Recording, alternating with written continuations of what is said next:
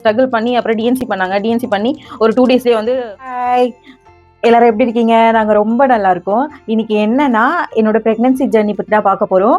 Lockdown கொஞ்சம் கொஞ்சமாக release பண்ணாங்க. அவருக்கு வந்து ஆஃபீஸ் ஓப்பன் பண்ணிட்டாங்க. அவர் வந்து இங்கே காஞ்சிபுரத்தில் ஒர்க் பண்ணிட்டு இருக்காங்க. நானும் ஹஸ்பண்டும் வந்துட்டோம். வந்ததுக்கு அப்புறம் என்னாச்சுன்னா வந்து ஒரு 2 மந்த்லேயே வந்து ப்ரெக்னென்ட் ஆனேன். ஐ மீன் ஃபர்ஸ்ட் ப்ரெக்னன்சிக்கும் செகண்ட் ப்ரெக்னன்சிக்கும் ஒரு 6 மந்த் கேப் இருந்தது. 6 மந்த் கேப்ல வந்து திரும்ப ப்ரெக்னென்ட் ஆனேன். ஆக்சுவலாக எங்களுக்கு எப்படி போச்சுன்னா ப்ரெக்னென்ட் ஆகுறது, அதுக்கப்புறமா வந்து அபார்ஷன் ஆகுறது, இப்படியே தான் போயிட்டு இருந்தது. செகண்ட் ப்ரெக்னன்சில வந்து பாப்பா ஹார்ட் பீட் வரல அப்படின்னு சொல்லிட்டு சேம் 45 டேஸ் 50 டேஸ் கிட்ட வந்து சொன்னாங்க. வெயிட் பண்ணலாம் அப்படின்னு தான் சொன்னாங்க. வெயிட் பண்ணி பார்க்கலாம், ஹார்ட் பீட் இன்னும் பாப்பாக்கு வரல, நம்ம வெயிட் பண்ணி பார்க்கலாம் அப்படின்ற மாதிரி தான் சொன்னாங்க. அவங்க என்ன சொன்னாங்கன்னா, இந்த மாதிரி ஹார்ட் பீட் வரல, நான் வந்து அதுக்கு இன்ஜெக்ஷன்ஸ் வந்து போடுறேன் அப்படின்னு சொல்லிட்டு அதுக்கு சம் அமௌண்ட் ஆச்சு.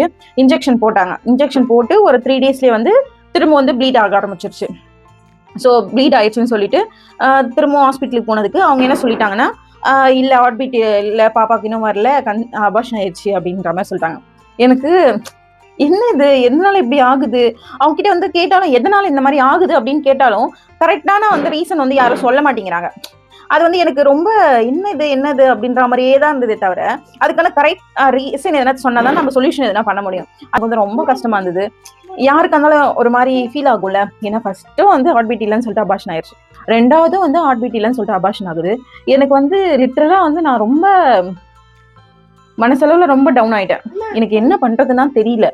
அப்பதான் வந்து சரி ஓகே நம்ம ஜாப் எங்கன்னா போகலாம் அப்படின்னு சொல்லிட்டு ட்ரை பண்ணேன்.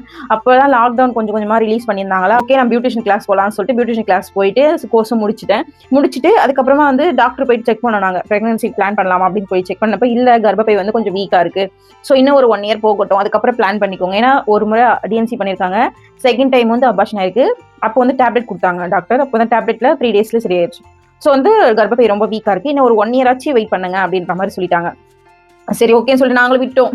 1 இயர் வந்து எப்படி போச்சுன்னா, எனக்கு வந்து இந்த டிஎன்சி அப்புறமா வந்து அபார்ஷன் ஆனதுனால நடுவில் வந்து நிறைய வந்து இர்ரெகுலர் பீரியட்ஸ் வர ஆரம்பிச்சிச்சு. ஒரு 3 மந்த்ஸ்க்கு ஒன்ஸ் 6 மந்த்துக்கு ஒன்ஸ் அந்த மாதிரி வந்து பீரியட்ஸ் வர ஆரம்பிச்சிச்சு.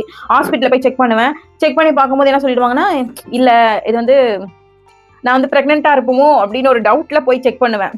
ஆனால் வந்து அவங்க என்ன சொல்லிடுவாங்களா, இல்லை இது வந்து அதான் இர்ரெகுலர் பீரியட்ஸ்ல வருது அப்படின்னு சொல்லிட்டு டேப்லெட் கொடுத்துருவாங்க. அது வந்து 5 டேஸ் கொடுப்பாங்க டேப்லெட். 5 டேஸ் டேப்லெட் போட்டால் அதுக்கப்புறம் வந்து 6th டேவே 7th டேவே வந்து பீரியட்ஸ் வந்து வந்துடும். ஸோ அந்த மாதிரி வந்து டேப்லெட் கொடுப்பாங்க. நான் வந்து அது வந்து ரெகுலராக எப்படி சொல்றது, ஒரு 3 மந்த்ஸ் பீரியட்ஸ் வரலன்னா டாக்டர் கிட்ட போவேன், அந்த டேப்லெட் கொடுப்பாங்க, போட்டுப்பேன். அந்த மாதிரி தான் போயிட்டே இருந்தது. ஒரு 2 இயர்ஸ் ஆயிடுச்சு.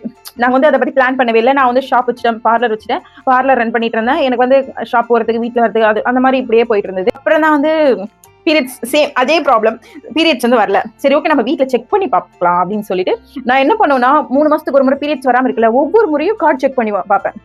அது எவ்வளவு கொடுமையான விஷயம் தெரியுமா? நம்ம ஒரு கார்டு செக் பண்ணி பார்க்கும்போது அதுல ஒரு கோடு வந்து நம்ம மனசு எவ்வளவு கஷ்டப்படும் சொல்லிட்டு செக் பண்ணி பார்க்குறவங்களுக்கு தான் தெரியும்.